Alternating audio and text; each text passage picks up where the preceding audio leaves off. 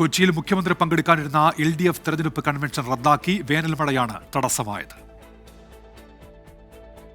Marine ഡ്രൈവിലെ വിശാലമായ വേദിയിൽ LDF തെരഞ്ഞെടുപ്പ് കൺവെൻഷൻ തുടങ്ങുന്നതിന് തൊട്ടുമുന്നേ വേനൽ മഴ.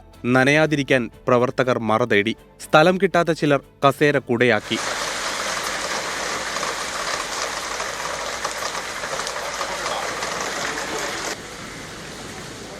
മഴ തോർന്നപ്പോഴേക്കും സമയം ഒരുപാട് വൈകി. ഇതോടെ കൺവെൻഷൻ റദ്ദ് ചെയ്തതായി നേതാക്കൾ അറിയിച്ചു. നിരാശയില്ലെന്നും LDFന് വിജയം ഉറപ്പാണെന്നും പ്രവർത്തകർ. ഇതൊന്നും ഞങ്ങൾക്ക് അതൊരു പ്രശ്നമല്ല. ഞങ്ങള് ശക്തിയായി ജയിച്ചു കയറും. മഴ നല്ല ലക്ഷണമായിട്ടാണ് ഞാൻ കാണുന്നത്.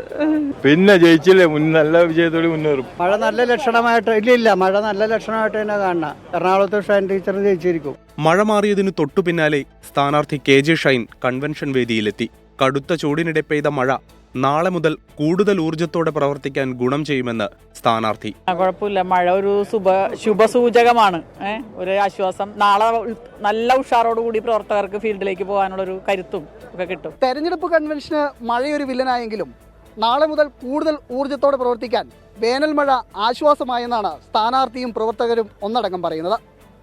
ക്യാമറമാൻ അരുൺ നീണ്ടൂരിനൊപ്പം എബിൻ ജോസ്, 24 കൊച്ചി.